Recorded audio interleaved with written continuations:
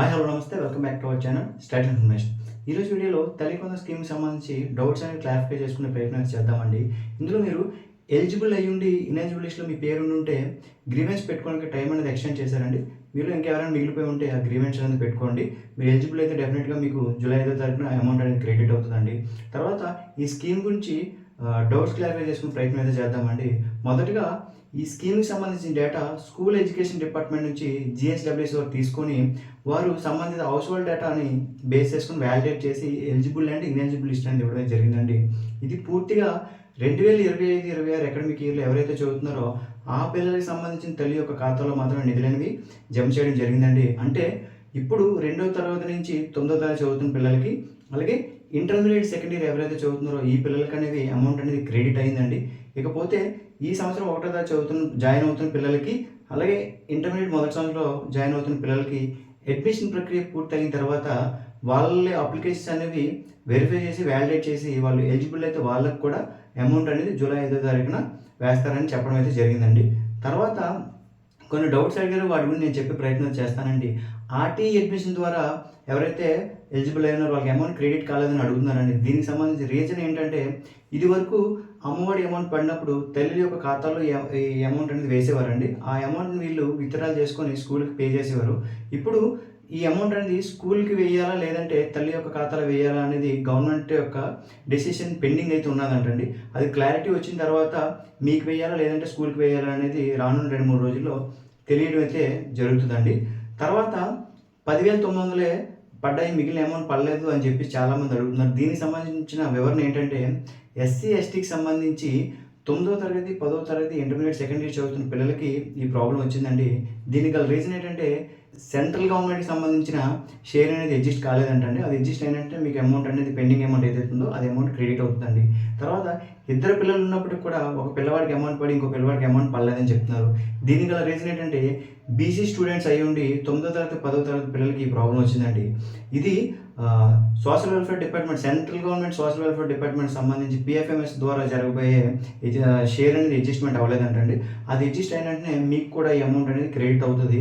పైన చెప్పిన ఎవరికైతే పెండింగ్ అమౌంట్ ఉందో వాళ్ళు ప్లస్ వీళ్ళు ఎవరికైతే పూర్తిగా పడలేదు వీళ్ళు మీరు ఎటువంటి గ్రీవెన్స్ అనేది పెట్టక్కర్లేదండి. మీరు అప్లికేషన్ స్టేటస్ చెక్ చేసుకున్నప్పుడు అండర్ ప్రాసెస్ అని వస్తుంది. అలాంటి వాళ్ళు కూడా మీరు ఎటువంటి గ్రీవెన్స్ అనేది పెట్టక్కర్లేదు.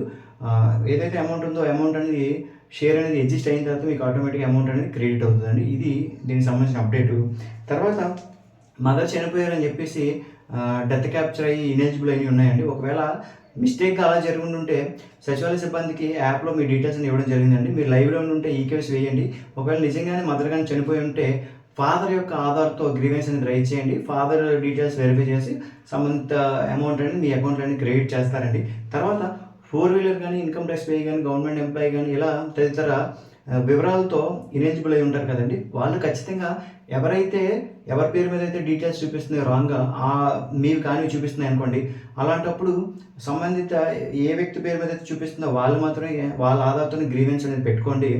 గ్రీవెన్స్తో పాటు కింద సర్వీస్ రిక్వెస్ట్ కూడా ఉంటుంది. ఫర్ ఎగ్జాంపుల్ ఎలక్ట్రికల్ మీటర్ ఉన్నదనుకోండి, మీరు కాంది లేకపోతే తప్పుగా రీడ్ అయ్యి చూపించింది అనుకోండి, అది మీరు గ్రీవెన్స్తో పాటు సర్వీస్ రిక్వెస్ట్ కూడా పెట్టుకుంటే అందులో డిసీడింగ్ ఆప్షన్ కూడా ఉంటుంది. ఆ డిసీడింగ్ కూడా పెడితే సంబంధిత ఏఐ లాగిన్లో అప్రూవల్కి వెళ్తుంది. వాళ్ళు వెరిఫై చేసి అప్రూవల్ చేస్తే అప్పుడు మీకు టెలికాం స్కీమ్కి సంబంధించిన అమౌంట్ అనేది క్రెడిట్ అవుతుంది. అలాగే 4 వీలర్కైనా ఐటీపీ అయినా గవర్నమెంట్ ఎంప్లాయ్కైనా.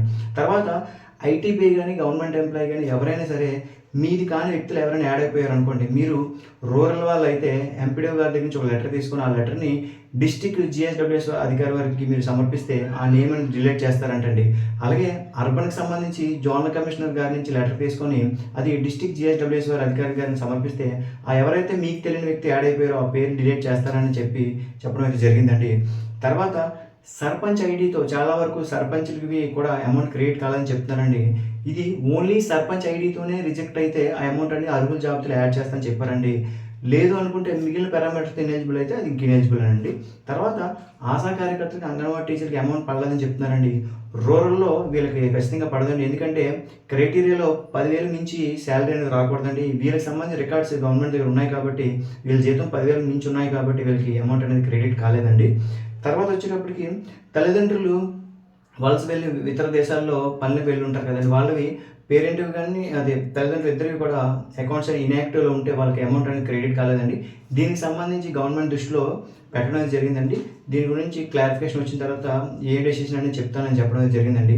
ఈ రకంగా మీరు ఈ తల్లిదండ్రులకు సంబంధించి వివరణ అండి. ఇంకా ఏమైనా మీకు డౌట్స్ ఏమైనా ఉంటే కామెంట్ చేయండి, నేను రిప్లై ఇవ్వడం అయితే జరుగుతుందండి. తర్వాత సరైన ధృవీకరణ లేనందువల్ల లేకపోతే హౌస్ హోల్డ్కి సంబంధించి ఏమైనా ప్రాబ్లమ్స్ ఉండి ఆగిపోయినాయి అనుకోండి, వాళ్ళు ఖచ్చితంగా తల్లి ఎవరైతే ఉన్నారో తల్లి యొక్క ఆధార్ కార్డుతో గ్రీవెన్స్ అనేది రైజ్ చేయండి. మీకు కూడా అవి సరి చేసుకొని వాళ్ళు ఒకసారి క్రాస్ చెక్ చేసుకొని మీకు అమౌంట్ అనేది క్రెడిట్ చేయడం అనేది జరుగుతుందని చెప్పడం జరిగిందండి. మీకు ఏమైనా డౌట్ ఉంటే కామెంట్ చేయండి, నేను డెఫినెట్గా మీకు రిప్లై ఇవ్వడం అనేది జరుగుతుందండి. ఇలాంటి మోర్ ఇన్ఫర్మేటివ్ వీడియోస్ కోసం please like, share and subscribe. Thank you అండి.